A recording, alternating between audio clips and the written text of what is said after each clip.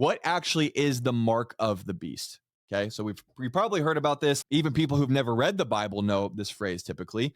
It's been the subject of movies, conspiracies, and late night YouTube theories. And, people got crazy YouTube channels like myself.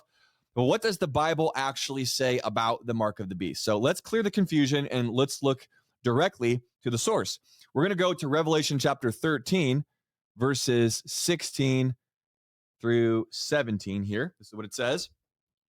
He causes all, both small and great, rich and poor, free and slave. This is the Antichrist, by the way, the beast, to receive a mark on their right hand or on their foreheads, and that no one may buy or sell except one who has the mark or the name of the beast or the number of his name.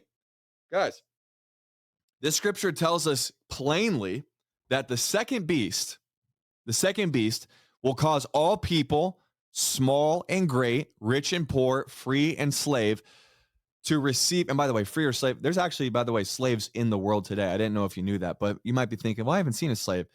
Think of it in regards to bosses and employees. Okay. If you're depending on somebody else and you're working for somebody else for a paycheck, think of it like that. But the second beast is going to require it doesn't matter who you are, doesn't matter how famous you are, doesn't matter how much money you have. Every single person will be required to receive a mark on their right hand or on their forehead, and that no one will be able to buy or sell unless they have that mark. Okay. You might be thinking that this is just merely an economic play. This is not just an economic play. This is actually an allegiance play. This is a play about worship. Okay. Because this mark is actually tied to the worship of the beast. It later says this in Revelation chapter 14, verses 9 through 11. Let's go to the Bible here. Revelation chapter 14, verses 9 through 11. Then a third angel followed them, saying with a loud voice, if anyone worships the beast and his image and receives his mark on his forehead or on his hand, he himself shall also drink of the wine of the wrath of God, which is poured out full strength into the cup of his indignation. He shall be tormented with fire and brimstone in the presence of the holy angels and in the presence of the Lamb. And the smoke of their torment ascends forever and ever. And they have no rest day or night who worship the beast and his image and whoever receives the mark of his name. So for anybody, by the way, that wants to say that hell is not a real place, hell is an allegory. Jesus talked about hell symbolically. It's not eternal pain. I don't know how much scripture you got to black out with a Sharpie. I don't know how much stuff you need to rewrite. The Bible is clear. God has a place called hell, and those who have not given their lives to Jesus or those who have pledged their allegiance to Satan, even through receiving the mark of the beast, those people will be sentenced to eternal judgment in hell for their rebellion against God. There's a way out.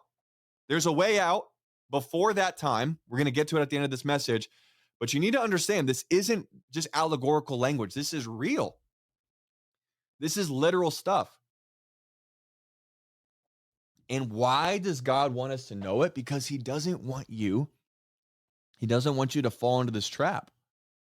He doesn't want you to be eternally separated from God. The question that you might be asking then is, okay, so I got to watch out for this mark. What is the mark? Is the mark a tattoo? Is it a microchip?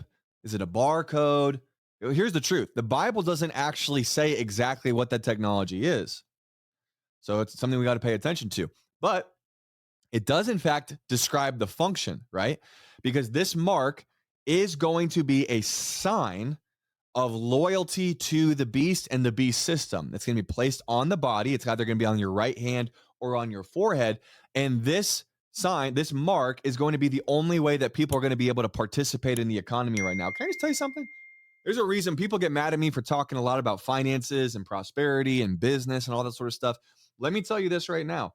If you don't get comfortable trusting God with your finances now and you miss the rapture, you're going to be in a world of trouble when the great tribulation happens, because you are not going to even be able to participate in the global economy, in the local economy, if you don't take that mark. Imagine not being able to buy formula for your babies.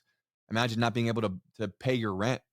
Like, that's going to be a difficult time. I would encourage you right now to break free from the spirit of mammon and begin trusting God with your resources. Hey, if you enjoyed this clip and you want to see another one like it, you can click the video over here. And if you want to watch a full episode of the Chatfield Show, you can click this one right here.